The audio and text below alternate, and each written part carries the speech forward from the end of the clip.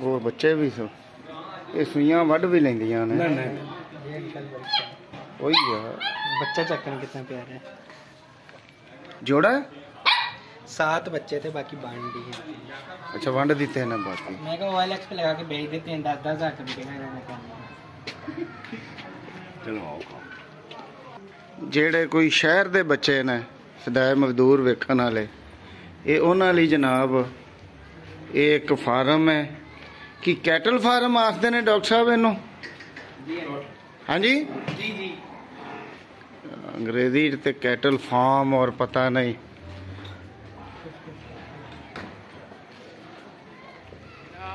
साडे कॉमरेड शौकत सरदार अल मारूफ सरदार शौकत उन्होंने जनाब ये शौक पूरे किए ने अपने।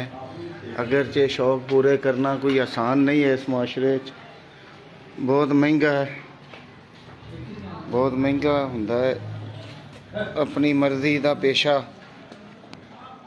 अपनाना जिंदगी च।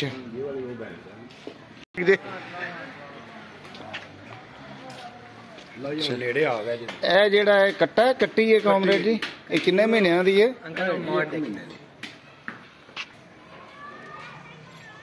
ਇਹ ਮੋਰ ਨੇ ਜਨਾਬ ਇਹ ਸਰਦਾਰ ਸਾਹਿਬ ਦੇ ਸ਼ੌਕ ਦੀ ਇੱਕ ਤਸਵੀਰ। ਇਹ ਥੱਲੇ ਉਤਰਨਾ ਚਾਹ ਰਿਹਾ ਮੇਰਾ ਖਿਆਲ ਹੈ। ਇਹ ਜਿਹੜੇ 3 ਉਰਲੇ ਨੇ ਇਹ ਵੀ ਮੋਰ ਹੀ ਨੇ? अच्छा ये मोरनियां ने 2 बच्चे हैं उनके एक बड़ी मोरनी है। अच्छा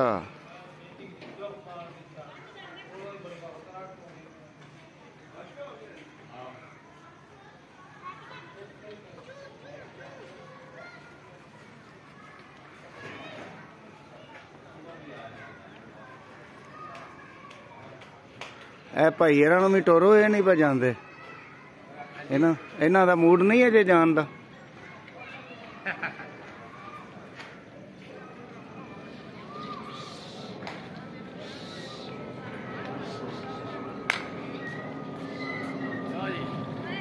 हाँ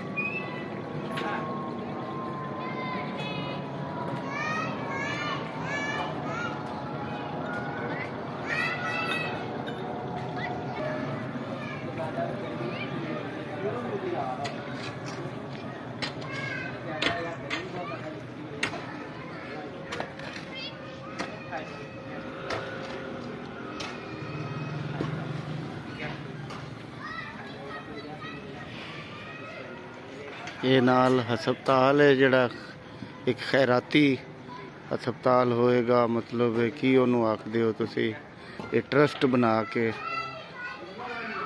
गरीब लोगों लिए फ्री दवाई का बंदोबस्त होएगा।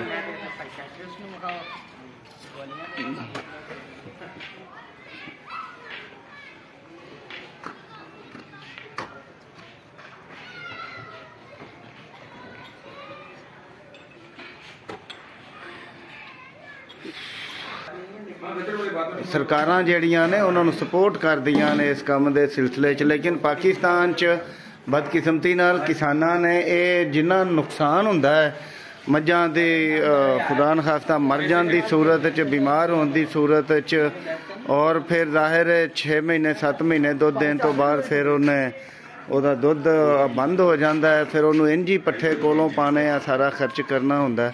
तो इत्थे कोई पुरसाने हाल नहीं किसी भी ऐसे छोटे काम दा ना कोई सरकार इहदे ते ध्यान देंदी है।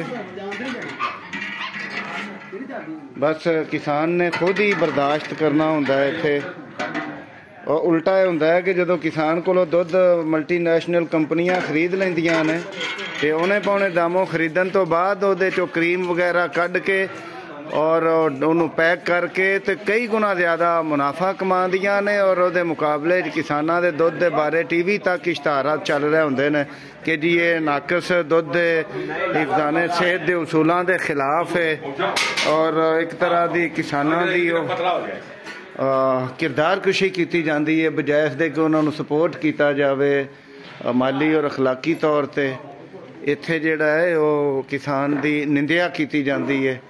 ਉਹ ਇੱਕ ਪਾਸੇ ਕਿਸਾਨ ਨੇ ਆਪਣਾ ਜਾਂ ਡੇਅਰੀ ਫਾਰਮ ਦੇ ਮਾਲਕ ਨੇ ਜਿਹੜਾ ਉਹਦੇ ਖਸਾਰੇ ਨੇ ਉਹ ਖੁਦ ਝੱਲਣੇ ਹੁੰਦੇ ਨੇ, ਤੇ ਦੂਜੇ ਪਾਸੇ ਉਹਨੂੰ ਕੋਈ ਮੁਆਸ਼ਰੇ 'ਚ ਬਾਇਜ਼ਤ ਮੁਕਾਮ ਵੀ ਨਹੀਂ ਦਿੱਤਾ ਜਾਂਦਾ। ਤਾਂ ਜ਼ਰੂਰਤ ਇਸ ਗੱਲ ਦੀ ਹੈ ਕਿ ਇੱਕ ਤਾਂ ਇੱਥੇ ਕੋਈ ਕੋਰਸਿਸ ਕਰਵਾਏ ਜਾਣ ਲੋਕਾਂ ਨੂੰ, ਜਿਹੜਾ ਇੱਥੇ ਦੁੱਧ ਦੀ ਪੈਦਾਵਾਰ, ਗੋਸ਼ਤ ਦੀ ਪੈਦਾਵਾਰ, ਜਿਸ ਤਰ੍ਹਾਂ ਇਮਰਾਨ ਖਾਨ ਨੇ ਕਿਸੇ ਕਿਹਾ ਵੀ ਸੀ ਆਪਣੇ ਸ਼ੁਰੂ 'ਚ ਕਿ ਜੀ ਉਹ ਕੱਟਾ ਔਰ ਮੁਰਗੀਆਂ ਅੰਡੇ ਪਾਲਣਗੇ, ਮੁਰਗੀਆਂ ਪਾਲਣਗੇ, ਅੰਡੇ ਹੋਣਗੇ ਔਰ ਮੁਲਕ ਤਰੱਕੀ ਕਰੇਗਾ, ਲੇਕਿਨ ਨਾ ਤੇ ਉਹ ਕਰ ਸਕਿਆ, ਨਾ ਕਿਸੇ ਹੋਰ ਹਕੂਮਤ ਨੇ ਅੱਜ ਤੱਕ ਇਹਦੇ ਤੇ ਕੋਈ ਉਹ ਕੀਤਾ ਹੈ, ਉਪਾਅ ਕੀਤਾ ਹੈ ਕਿ ਕਿਸਾਨ ਕੁਝ ਹਾਸਲ ਕਰ ਸਕੇ, ਕੋਈ ਬਿਹਤਰ ਜ਼ਿੰਦਗੀ ਗੁਜ਼ਾਰ ਸਕੇ ਜਾਂ ਕਮ ਅਜ਼ ਕਮ ਖਸਾਰੇ ਤੋਂ ਬਚ ਸਕਣ।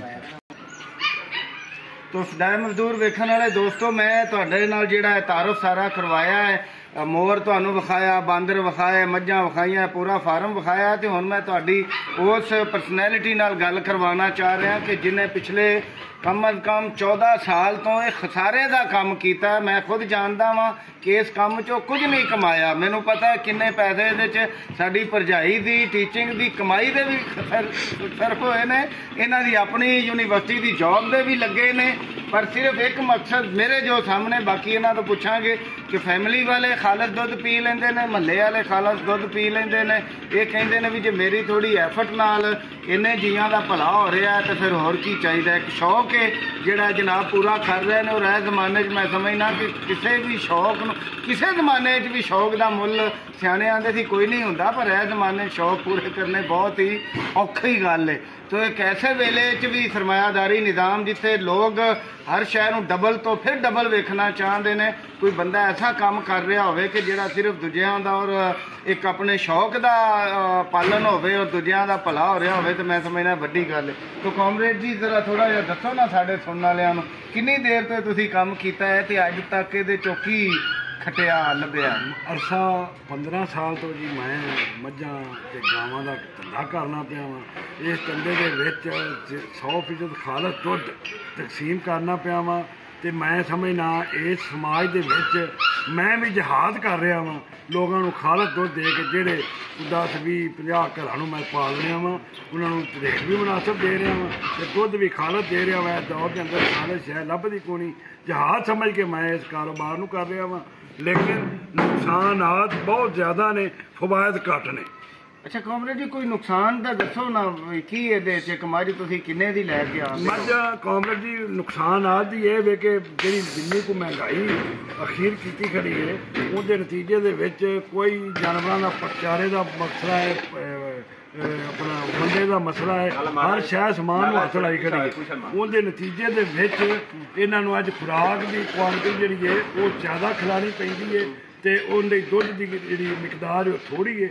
ਉਹਦੇ ਨਤੀਜੇ ਦੇ ਵਿੱਚ ਨੁਕਸਾਨ ਨਾਲ ਬਹੁਤ ਜ਼ਿਆਦਾ ਹੋਇਆ ਹੈ, ਕਿਉਂਕਿ ਸਰਕਾਰੀ ਤੌਰ 'ਤੇ ਕੋਈ ਚੈੱਕ ਐਂਡ ਬੈਲੈਂਸ ਨਹੀਂ ਹੈਗਾ, ਜਿਹਦੇ ਨਤੀਜੇ ਦੇ ਵਿੱਚ ਹਰ ਬੰਦਾ ਆਪਣੀ ਮਨ ਮਰਜ਼ੀ ਕਰਕੇ ਤੇ ਪੱਠੇ ਚਾਰਾ ਜਿਹੜਾ ਚਾਰਾ ਘੱਟ ਤੋਂ ਘੱਟ ਇਸ ਵਾਰੀ ਕਨਾਲ ਦਾ ਰੇਟ 30,000 ਰੁਪਇਆ ਨਿਕਲਿਆ, ਜਿਹੜਾ ਇੱਕ ਕਨਾਲ 2 ਦਿਨਾਂ ਦੇ ਵਿੱਚ ਅਸੀਂ ਵੱਢ ਲੈਂਦੇ ਹਾਂ। ਇਹਨਾਂ ਮਤਲਬ 15,000 ਦਾ ਇੱਕ ਡੰਗ ਪੈ ਰਿਹਾ, ਤੇ ਦੁੱਧ ਹੋ ਰਿਹਾ 10,000 ਦਾ।